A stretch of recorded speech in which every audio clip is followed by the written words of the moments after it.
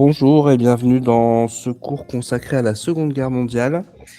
Le cours pour les troisièmes, la guerre d'anéantissement 1939-1945. Thème, on va voir ensemble les éléments essentiels à retenir pour le brevet. On va commencer par définir ce qu'est une guerre d'anéantissement. Donc, il ne s'agit pas d'une guerre conventionnelle où deux armées s'affrontent et où l'objectif est de vaincre l'adversaire. La guerre d'anéantissement, c'est à la fois détruire totalement l'adversaire, mais surtout, on ne fait pas de distinction entre les civils et les militaires.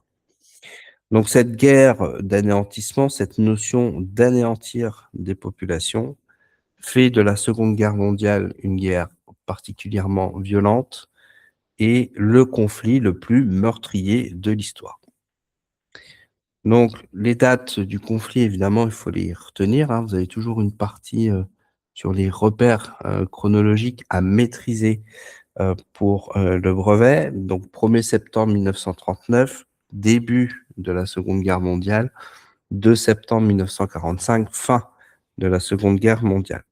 Et bien sûr, il faudra maîtriser les acteurs et notamment les alliances, donc les forces de l'Axe contre les Alliés. Alors, la chronologie. Donc ici, vous avez les principales dates des conflits, des batailles de cette Seconde Guerre mondiale, qui est un affrontement aux dimensions planétaires, hein. On ne se bat pas uniquement en Europe, mais on se bat aussi en Asie et notamment en Afrique. Donc, il y a plusieurs théâtres dans ce conflit et donc il faut en maîtriser les principales dates. Donc le 1er septembre 1939, l'invasion de la Pologne par l'Allemagne, hein, donc Hitler lance cette invasion. Conséquence, les Britanniques et les Français déclarent la guerre à l'Allemagne. Le conflit est lancé. Donc au départ, il n'y a pas d'affrontement entre les Français et les Allemands notamment, hein, donc les Français qui sont retranchés derrière la ligne Maginot, ligne Maginot qui avait été construite suite à la Première Guerre mondiale, hein, pour renforcer notamment les frontières qu'on peut avoir avec l'Allemagne. Et puis côté allemand, on construit une ligne aussi de défense qu'on appelle la ligne Siegfried. Et donc, de septembre 1939 jusqu'à mai 40, il se passe pas grand-chose. Il y a quelques affrontements entre d'un côté français-britannique et allemand de l'autre, quelques escarmouches, mais il n'y a pas de véritable offensive. L'offensive démarre le 10 mai 40, offensive brutale des Allemands. Donc, c'est la Blitzkrieg, hein, le concept de guerre éclair, écraser l'ennemi très rapidement. La ligne Maginot s'avère inefficace puisque les Allemands vont passer encore une fois par le massif des Ardennes. Et donc, ils font une percée à Sedan et très rapidement vont prendre à revers l'armée française. Alors, contrairement à ce qu'on entend, les soldats français se sont défendus et se sont défendus courageusement, hein. Là, vous avez l'exemple notamment de la bataille de Dunkerque, hein, où les soldats français, finalement, par leur courage, vont permettre aux soldats britanniques de pouvoir repartir en catastrophe sur leur île.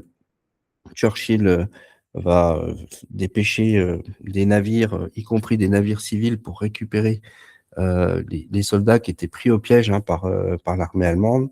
Mais toujours est-il que la stratégie militaire française s'est avérée complètement inefficace et donc l'armée française est assez rapidement vaincue en quelques semaines, hein. L'armistice est signé le 22 juin 1940, hein,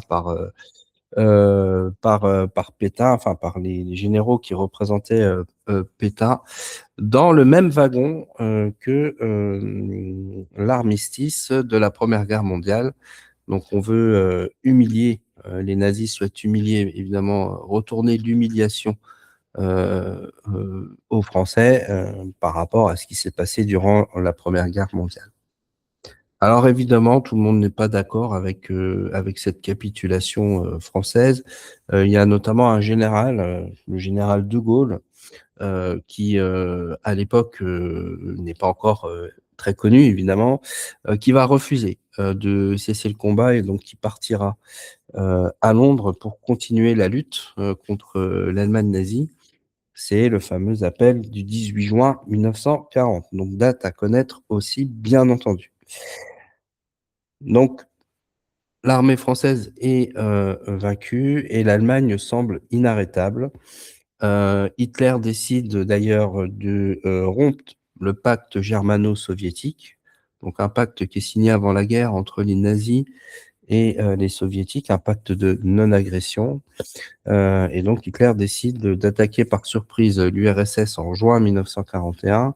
C'est l'opération Barbarossa, donc avec l'objectif d'envahir et d'aller jusqu'à Moscou pour mettre fin au régime soviétique et puis aussi pour s'emparer des terres de l'Europe de l'Est avec l'idéologie nazie qui repose sur l'espace vital des Aryens. Donc là, c'est toute l'idéologie folle d'Hitler. Et donc, jusque fin 1941, les forces de l'Axe, donc l'Allemagne nazie, mais aussi le Japon, l'Italie un peu moins, mais toujours est-il qu'ils font partie des forces de l'Axe, ces fameuses forces de l'Axe dominent les champs de bataille et l'Allemagne semble dominer toute l'Europe. Sauf le Royaume-Uni qui résiste. Et Hitler n'arrivera pas à faire plier les Britanniques, même en leur lançant des milliers de fusées V2. Donc, le tournant de la guerre, c'est fin 1941. D'abord, alors il y a plusieurs tournants, hein, mais vous devez les retenir. Décembre 1941, donc le 7 décembre, vous avez un premier tournant avec les Japonais qui décident d'attaquer la base navale de Pearl Harbor. Donc Pearl Harbor, base américaine. Donc attaque surprise, attaque kamikaze, qui visait notamment à détruire une grande partie de la flotte américaine. Plus de 3000 morts hein, côté américain. Donc c'est une victoire pour les Japonais, mais l'objectif n'est pas atteint puisque une grande partie des navires, et notamment des navires les plus importants de la flotte navale américaine, n'étaient pas à Pearl Harbor.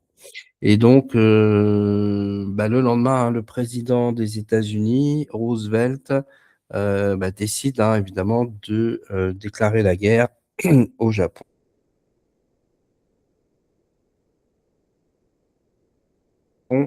et de mettre tous les moyens pour remporter la victoire.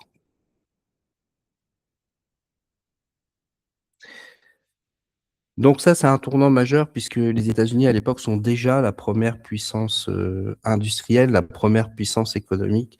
Et donc toute la puissance économique et industrielle américaine va se faire la guerre à l'Allemagne nazie. Hein. C'est Hitler, suite à cet événement, qui va décider de déclarer la guerre aux Américains. Mais de toute façon, la guerre était bien sûr inévitable suite à cet événement.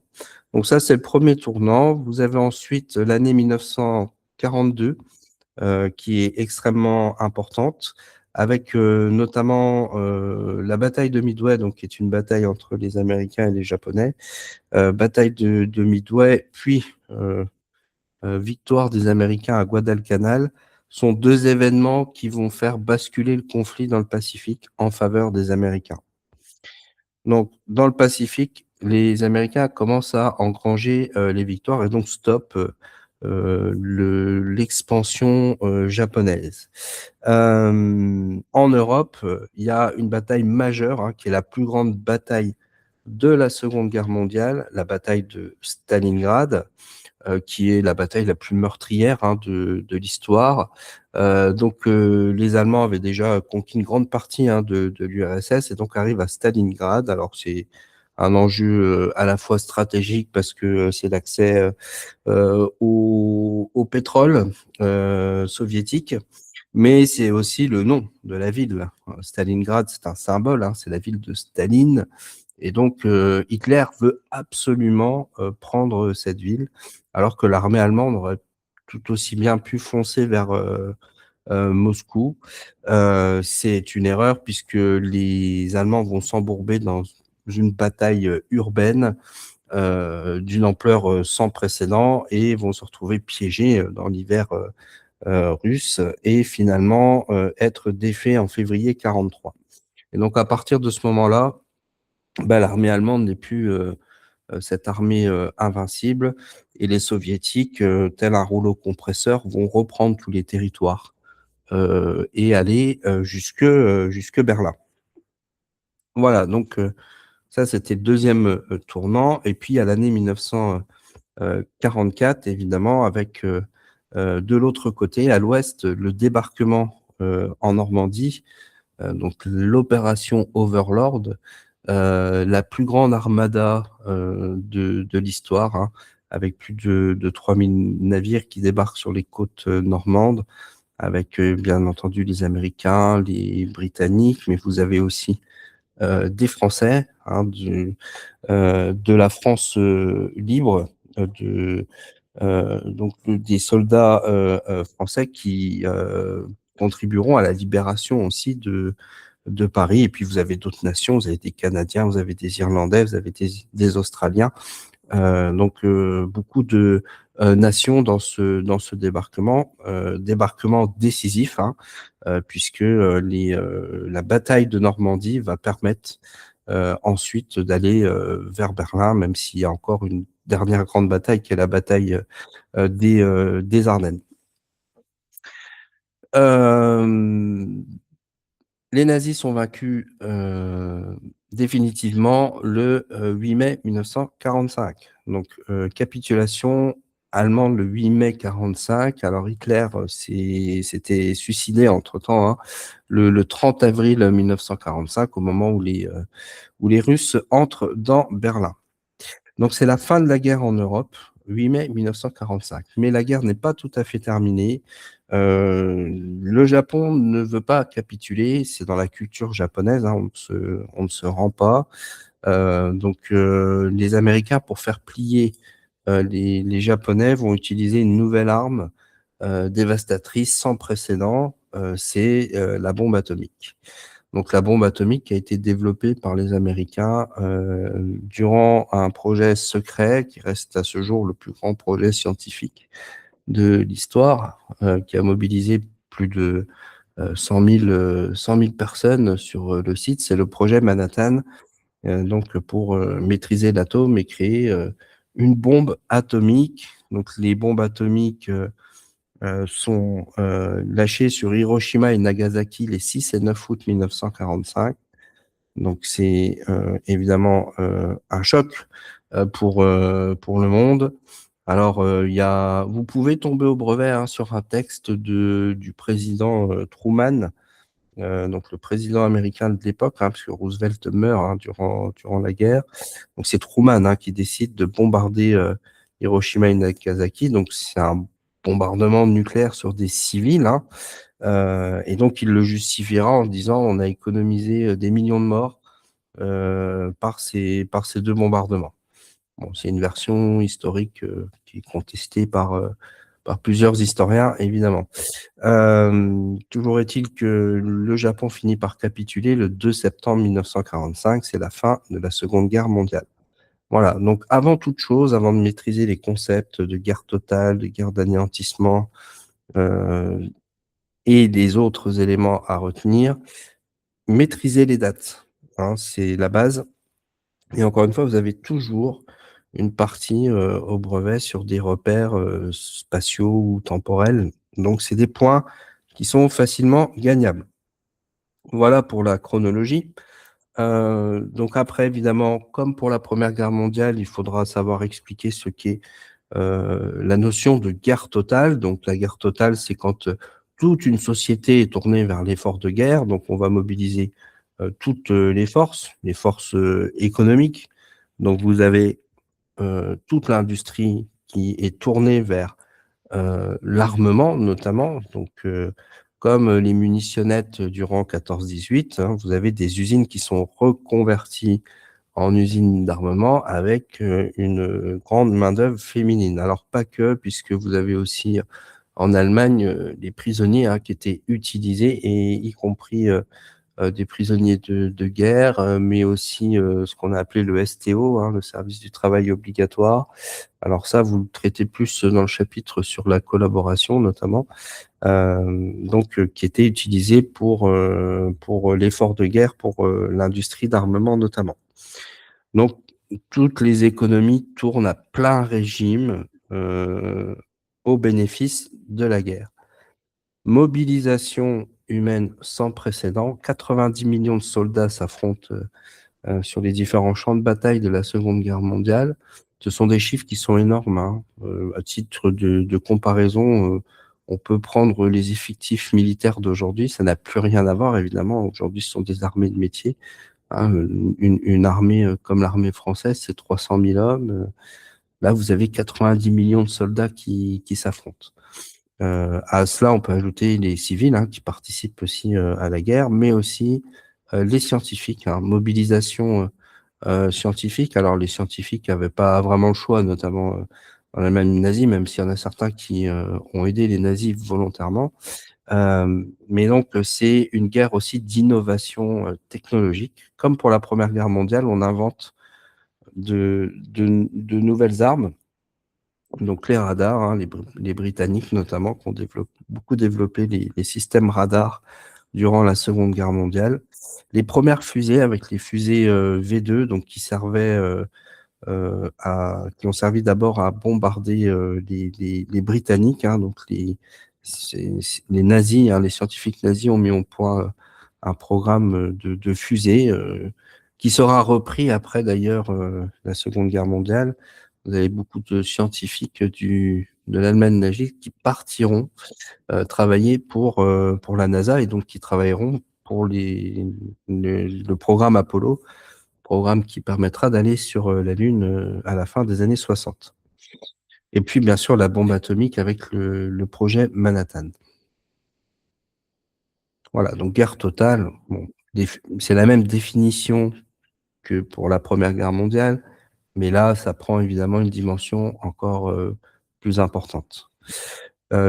C'est une guerre aussi d'idéologie, évidemment, donc il faut connaître les différentes idéologies. Bon, il y en a certaines que vous avez abordées dans les régimes totalitaires. Donc, je ferai d'ailleurs une vidéo de cours hein, sur les régimes totalitaires.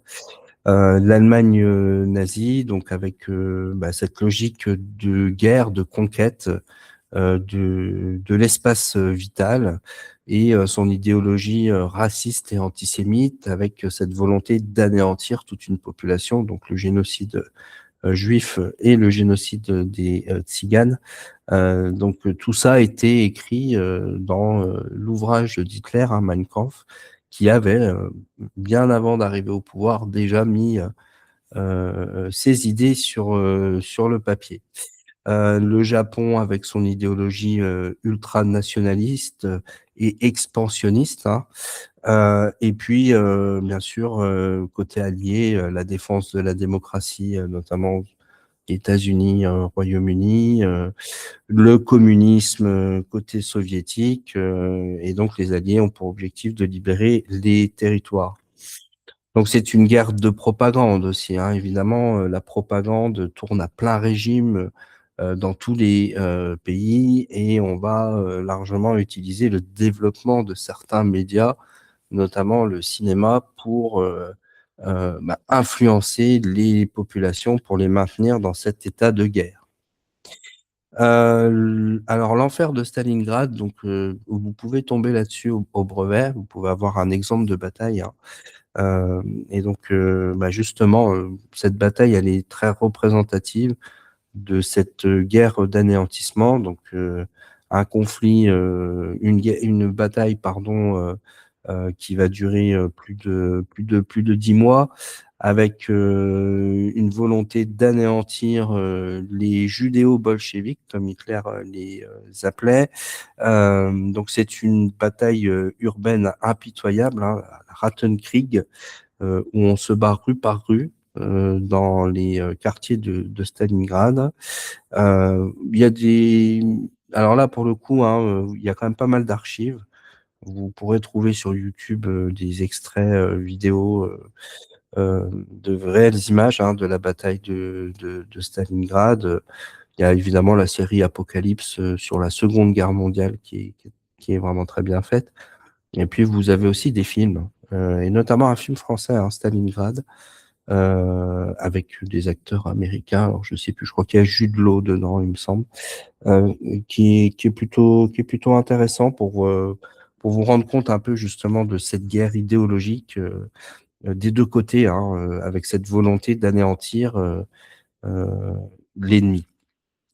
C'est 1 million de morts côté soviétique, 450 000 côté allemand. Donc les chiffres parlent d'eux-mêmes. Hein, c'est 3 à 4 fois la bataille de Verdun, la bataille de Stalingrad. Et c'est surtout la première grande défaite de l'armée allemande, de la Wehrmacht. Et donc le mythe de l'armée invincible s'effondre totalement. Voilà, vous pouvez tomber sur une bataille, hein, au brevet. Vous pouvez aussi évidemment avoir des documents sur la guerre dans le Pacifique. Donc, il ne faut pas négliger les événements de cette guerre dans le Pacifique, donc que j'ai évoqué tout à l'heure, hein, Pearl Harbor, avec la mondialisation du conflit, les combats acharnés et la résistance suicidaire, hein, des Japonais avec les attaques kamikazes. Donc on ne se rend pas. On préférera se faire sauter et entraîner la mort de soldats ennemis plutôt que de se rendre. Ça, c'est vraiment toute l'idéologie de l'empire d'Hirohito, du nationalisme japonais de l'époque. Évidemment, Hiroshima et Nagasaki, ça peut être aussi, comme je l'ai dit tout à l'heure, l'objet d'un document, puisque quand on parle d'anéantissement, évidemment, l'arme nucléaire, c'est l'anéantissement ultime, donc vous pouvez très bien tomber là-dessus. Alors, c'est pareil, hein, pour le bombardement d'Hiroshima et Nagasaki. Alors, il y a très peu d'images de Nagasaki, mais sur YouTube, vous trouverez sans problème des images pardon, d'archives du bombardement, avec le largage de la bombe Enola Gay sur Hiroshima. Donc ça, c'est des images de l'armée américaine, mais surtout les images d'après le bombardement, hein, l'horreur, hein, de cette technologie qui fait qu'on peut raser une ville en une seconde. C'est 70 000 morts instantanés à Hiroshima et probablement des centaines de milliers de morts par la suite, suite aux radiations et aux différents cancers développés par ces radiations. Voilà, donc il y a beaucoup d'archives sur la Seconde Guerre mondiale pour vous représenter les événements, voilà, pour faire vivre un peu votre cours d'histoire. Il ne faut pas hésiter à regarder des éléments sur YouTube. Et donc, bah, sur mon Padlet, je mettrai notamment quelques références de vidéos sérieuses, d'archives qui vous permettent de mieux comprendre ces événements. Durant la Seconde Guerre mondiale, les civils sont volontairement ciblés. Vous avez 50%, plus de 50% des victimes de cette guerre qui sont des civils. Donc c'est la première fois dans l'histoire qu'on a plus de civils que de soldats tués dans ce type de guerre. Donc il y a les bombardements stratégiques, évidemment, donc ce qu'on a appelé le Blitz sur Londres et les grandes villes britanniques, où les nazis vont envoyer des milliers de bombes et de fusées V2.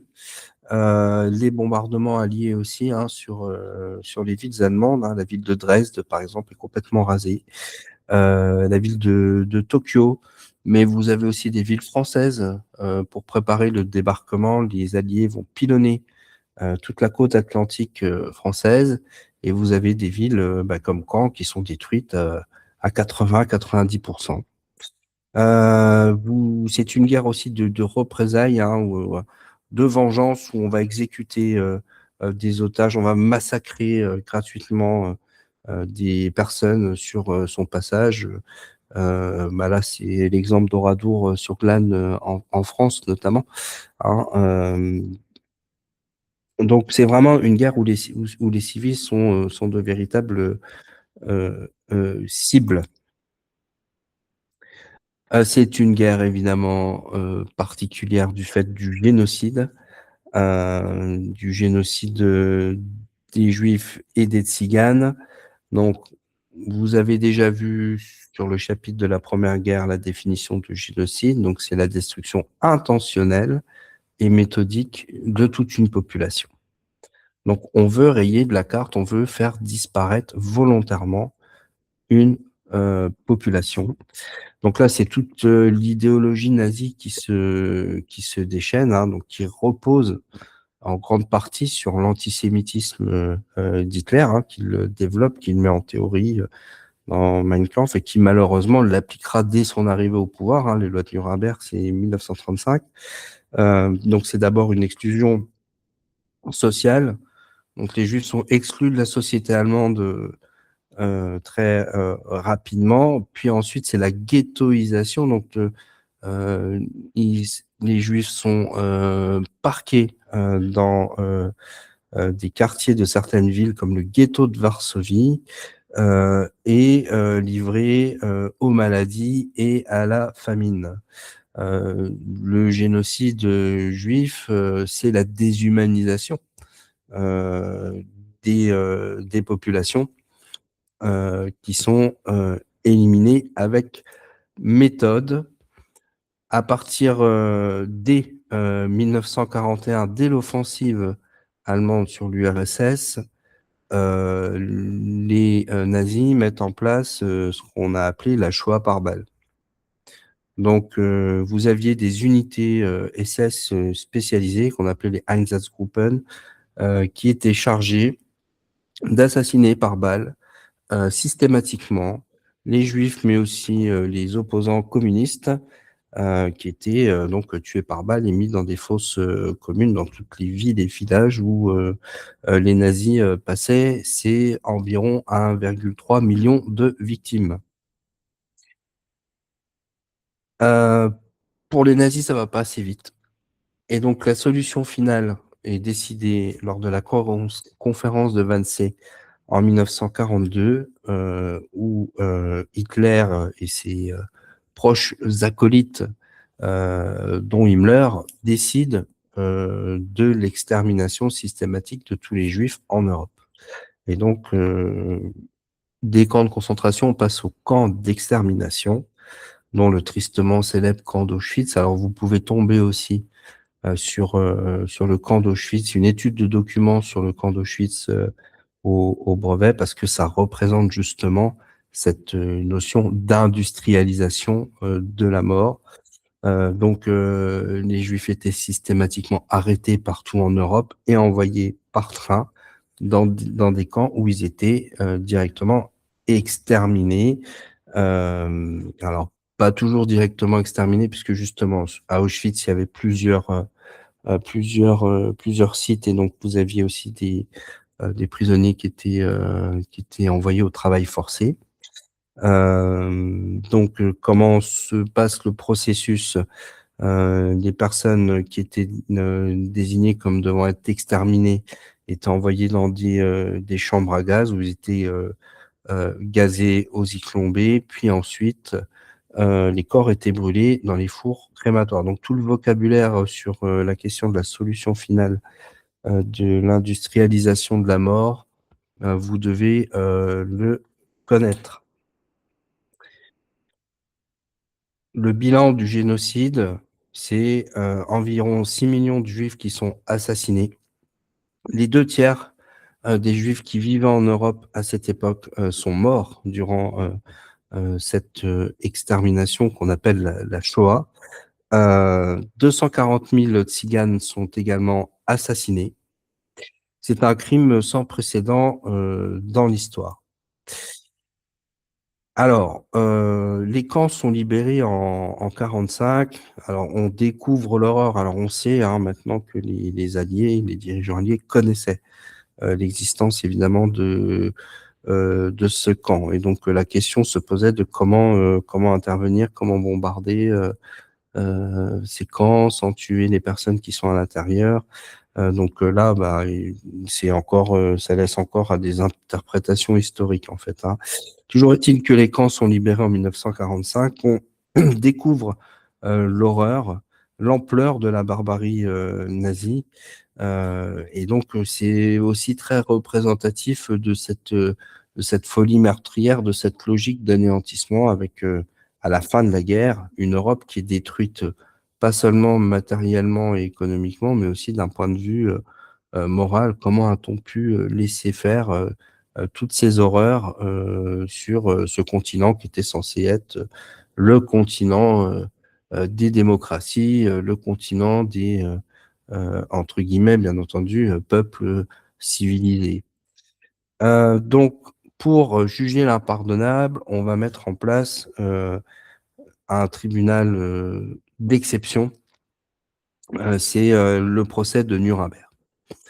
Donc, vous pouvez aussi tomber là-dessus au brevet. Donc, le procès de Nuremberg, c'est là où on va définir la notion juridique de crime contre l'humanité. Donc, vous devez connaître cette définition.